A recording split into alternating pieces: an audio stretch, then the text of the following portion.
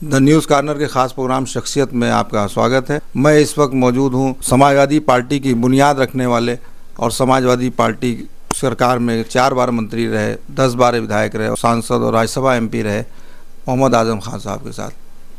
आजम साहब, आपका the news corner में स्वागत है। आप लखनऊ आए हैं, क्या राष्ट्रीय अध्यक्ष समाजवादी पार्टी के अखिलेश जी से भी मुलाकात होनी है आपकी? यकीनन इरादा है और जैसे ही मुझे वक्त मिलेगा मैं जाऊंगा।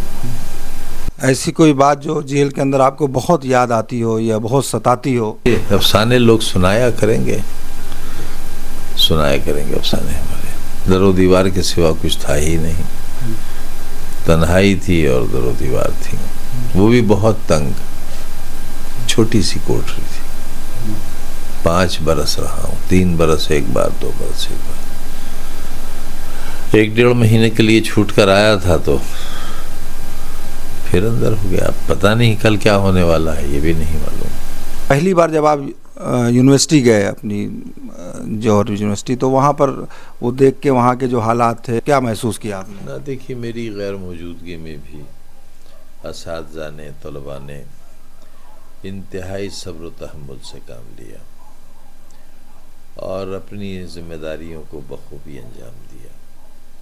अगर ऐसा न होता तो इतने लंबे अरसे तक, तकरीबन 10 साल से 3 साल तो हम पुलिस से भागते ही रहे। पुलिस हमारे पीछे ढोल बजाती रही, नगाड़े बजते रहे हमारे पीछे, दरवाज़ों पर हमारे नोटिस चिपकाए जाते रहे, पुलिस पीछा करती रही और हम छुपते फिरे।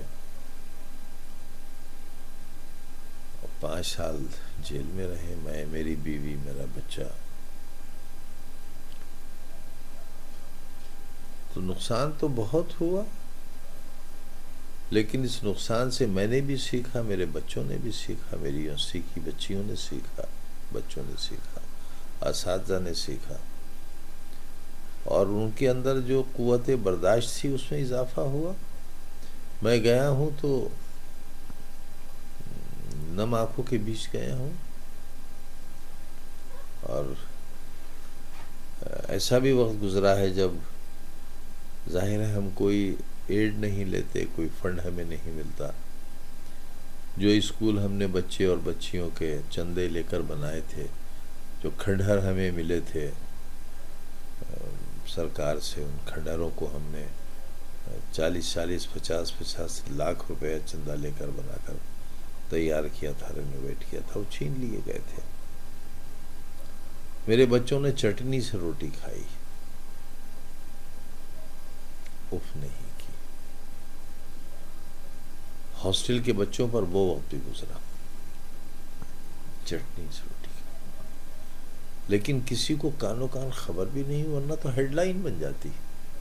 जो वहाँ के मौजूदा विधायक हैं अभी, आकाश सक्सेना साहब, आखिर उनसे आपकी लड़ाई क्या थी? और सवाल कर लीजिए, किसी ऐसे शख्स का नाम ले लीजिए जो कम से कम मेरे इस मयार का हो कि मैं उसका तस्करा सुन सकूं या उसे जवाब दे सकूं। हमारे शहर में तो आज हमारी सीट पर वो एमएलए है जिसकी, बल्कि एमएलए है जिसने लूट लिया पूरे शहर की राजनीति को, जमहूरियत को लूट लिया। हमारे यहाँ सियासत में इस वक्त ऐसे लोग कामयाब हैं जिनके अजदाद तमंचे बेचा करते थे। कंट्री रामपुर मेड पिस्टल 1975 में ट्रेन से एक बक्से में तमंचों के साथ पकड़े गए थे और डीआईआर में जेल गए थे। वो बाद में विधायक हुए, कई बार विधायक हुए, वो आगे भी उनकी विधायकी का सिलसिला जारी है। तो हम तो उनसे भी गए गुजरे हैं, वो तमंचे बेचने वालों से भी हम गए गुजरे हैं और उनको आज जेड सिक्योरिटी सेंट्रल गवर्नमेंट से मिली हुई है, कमांडोज मिले हुए हैं। ये अलग बात कि वो नकल में पकड़े गए थे, ये अलग बात। बहुत से लोग पकड़े जाते हैं, वो भी पकड़े गए थे मगर नेता हैं। आप जेल में रहे और आप जेल से बाहर आए तो बहुत से अपने और परायों की पहचान हुई होगी। मेरे लिए कोई पराया है ही नहीं। इस बार जो अपनाइयत, प्यार और मोहब्बत मुझे मिली है, जितने तोहफे मिले हैं मुझे, मेरा घर भर गया है। और अगर दुनिया चमन होती तो वीराने कहाँ जाते। खुशबू की कदर ही नहीं होती अगर गिलाज़त नहीं होती। आपने जिस गिलाज़त का भी जिक्र किया था, वो अगर गिलाज़त नहीं होती तो फिर खुशबू कहाँ पहचानी जाती? फिर आप मेरे पास क्यों बैठे होते? कोई शिकायत नहीं। द न्यूज़ कॉर्नर के लिए सईद आसिफ रज़ा जाफरी, लखनऊ।